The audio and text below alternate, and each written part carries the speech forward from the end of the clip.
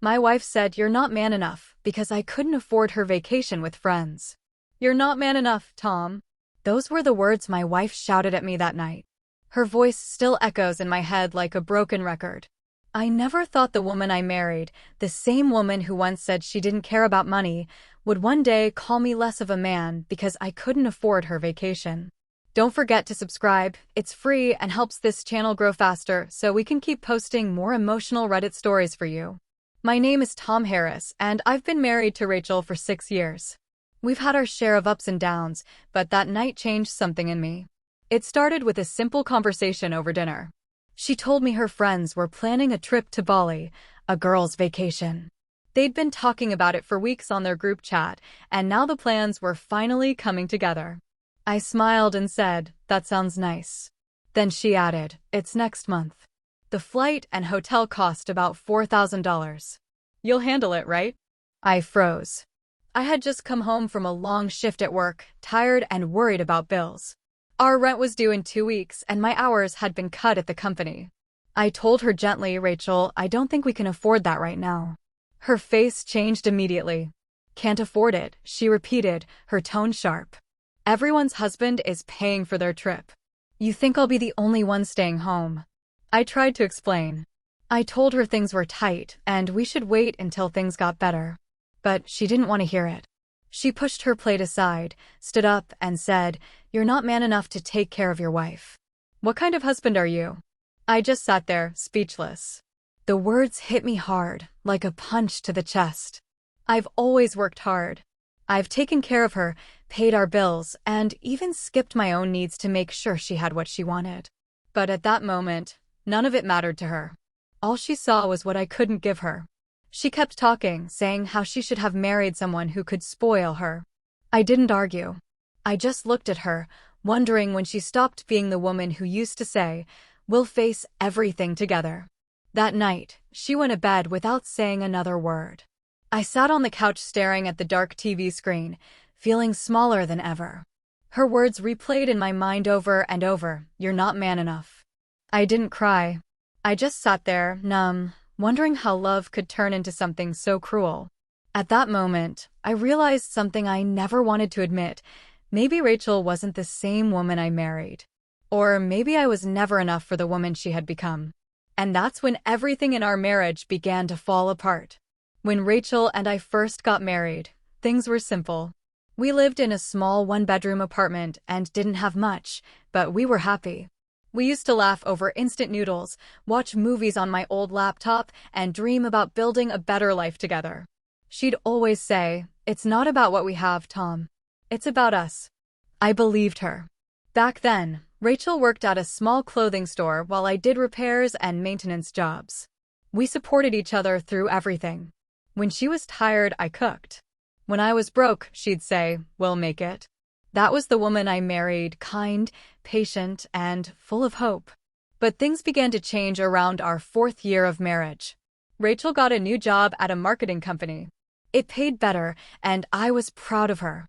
I told her she deserved it. At first, she was excited to help with our bills and even talked about saving for a house. But then she started hanging out with her new coworkers, mostly women who liked expensive things and posted every part of their lives online. They went out for brunch every weekend, bought matching designer bags, and took selfies in restaurants I couldn't even pronounce. Rachel started joining them more often. At first, I didn't mind. I thought she needed time to enjoy herself. But slowly, I began to notice small changes. She stopped cooking dinner and said she was too tired. She started talking about things we couldn't afford, new clothes, spa days, and luxury trips. When I reminded her that we had bills, she'd roll her eyes and say, "You always sound like an old man." One night, she came home late from a dinner with her friends. She smelled like perfume and wine. I asked if she had eaten. She laughed and said, "Of course, Tom. We had steak. You should try living a little sometimes." It wasn't the words, it was the tone. The way she said "you" made me feel like she saw me as less than her. I tried to keep things normal. I brought her flowers, cooked her favorite meal, and even took her out for a movie. But her phone was always in her hand, texting or scrolling through pictures of her friends' husbands buying cars or booking vacations. I saw it in her eyes, envy. Then she began comparing me to them. Did you see what Olivia's husband did for her birthday? Ethan just got promoted. They're flying to Greece next month. Every time she said things like that, I'd just nod. What else could I say? I wasn't Ethan or anyone's husband but hers. Our house became quiet. She stopped talking about dreams, only plans that involved money. I started taking extra shifts just to make her happy, but it was never enough. When I'd come home tired, she'd say, "You should try harder, Tom." That's when I realized something had shifted in her heart. She wasn't seeing our life anymore, she was comparing it to everyone else's. So when she told me about that Bali trip, part of me already knew what was coming. I had seen it building for months, the frustration, the pride, the disappointment. She wanted a life I couldn't give her, at least not yet. But what hurt the most wasn't the trip. It was that she believed money made a man. That all the love, late-night talks, and years of sacrifice didn't count anymore. I didn't say it out loud, but deep down I knew something inside our marriage was cracking, and this time, I didn't know how to fix it. The morning after she called me not man enough, things were quiet in the house. Too quiet. Rachel didn't say good morning. She made coffee for herself, ignored me, and left for work without a word. I sat at the table, staring at her empty cup, feeling the weight of what she said the night before. I went to work that day, but my mind wasn't there. I kept thinking about how easily she had thrown those words at me, like all I'd ever done for her meant nothing. I came home that evening, hoping maybe things had cooled down. Instead, I found her on the couch, scrolling through her phone with a suitcase beside her. "Are you going somewhere?" I asked, though I already knew. She looked up and said flatly yes. "I'm going on that trip with my friends." I tried to stay calm. "Rachel, I told you we can't afford it. You're just going to put yourself in more debt." She sighed, rolled her eyes, and said, "I already booked my flight. I'll pay with my card. I don't need your permission." I didn't know what to say. I just stood there, feeling helpless. I wanted to yell, but what was the point? She had already made up her mind.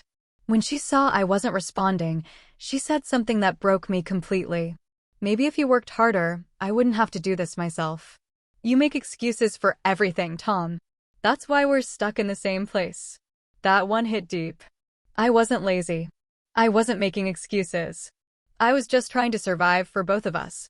I told her quietly, "You're not the same person I married." She looked me dead in the eye and said, "Maybe I just grew up." Then she zipped up her suitcase and left. The sound of that door closing felt like someone ripping my heart out. I sat on the couch for a long time, listening to the silence. I didn't text her. I didn't call. I just let her go. For the next few days, she posted pictures online, her and her friends laughing, drinking cocktails, lying on beaches. People commented things like goals and queen behavior. Each post felt like a slap in my face. I couldn't stop myself from looking, though I knew it would hurt. At night, I lay awake wondering where we went wrong. I replayed our old memories, our wedding day, our small apartment, our late-night talks about the future. I tried to find the moment where love turned into competition, where we stopped being a team. My friends told me to let her be. One even said, "Bro, if she called you not man enough for being honest about money, she doesn't respect you." But love isn't that simple. I couldn't just stop caring overnight. When Rachel came back a week later, she didn't even say hi. She dropped her bags in the living room and went straight to her phone. She looked happy, tanned, and completely different. I asked how the trip was. She said, "Amazing. We had the best time." Then she added, "You should learn to be around people who enjoy life, Tom." That night, I slept on the couch. Something inside me shifted. I stopped begging for her attention. I stopped trying to fix things that only I seemed to care about. For the first time, I felt empty, not because she hurt me, but because I was finally starting to see who she had become. And deep down, I knew this was the beginning of the end. When Rachel came back from her trip, I knew something between us had changed for good. She looked different, not just the tan or the new clothes, but her attitude. She walked around the house like a visitor, not a wife. She barely spoke to me. We lived under the same roof, but in two separate worlds. Every time I tried to talk, she either scrolled through her phone or brushed me off. "Tom, I'm tired," she'd say, or "not now." But "not now" slowly turned into never. At first, I thought maybe she just needed time. Maybe after a few days, she'd calm down and we could talk things out like adults. But one night, I saw something that broke me a little more. She had left her phone on the couch while showering. A message popped up from one of her friends. "Did you tell him what you told us?" Curiosity got the better of me. I opened the chat. Rachel had been complaining about me to her friends the entire trip. She told them I was too broke, that I was a boring man who couldn't handle a real woman. One message even said, "I'm done living like a poor man's wife." I sat there frozen, reading the words again and again. This wasn't just anger anymore. This was contempt. The woman who once said she'd love me through anything was now mocking me to her friends. When she came out of the bathroom, I didn't even confront her right away. I just looked at her, wondering how we got here. Later that night, I asked, "Do you even love me anymore?" She paused, looked at me for a moment, and said, "Tom, love doesn't pay bills. I need stability. I need a real man who can give me a better life." That was it. The last piece of me broke right there. I didn't yell or beg. I simply said, "Then maybe you should go find him." She looked shocked for a second, but didn't say anything. The next morning, I packed a small bag and left. I stayed with a friend for a while and focused on work. I started fixing things for people, taking small jobs, and saving up every bit I could. It wasn't easy, but at least I had peace. Months passed. Rachel didn't call. I didn't either. But one day, she texted me out of the blue. "Hey, can we talk?" We met at a cafe. She looked different, quieter, tired. She told me things hadn't been going well for her. The same friends who cheered her on had slowly drifted away. Her credit card was maxed out, and she was living with her sister. "I said some horrible things, Tom," she admitted, tears in her eyes. I was angry. I thought money was everything, but I was wrong. I listened, but my heart was numb. I wasn't angry anymore, just empty. I told her, "Rachel, I would have given you the world if you had just waited. But you didn't want me, you wanted what other people had." She cried, but I knew there was nothing left to fix. I paid for her coffee, stood up, and said, "Take care of yourself." As I walked away, I realized something. I may not have been rich, but I was never weak. I worked hard, stayed loyal, and loved her with everything I had. Maybe she couldn't see it then, but being a man isn't about how much money you have. It's about standing tall even when life tries to crush you. And that day, for the first time in a long while, I finally felt like a man. Don't forget to like, subscribe, and turn on the bell for more emotional true stories every week.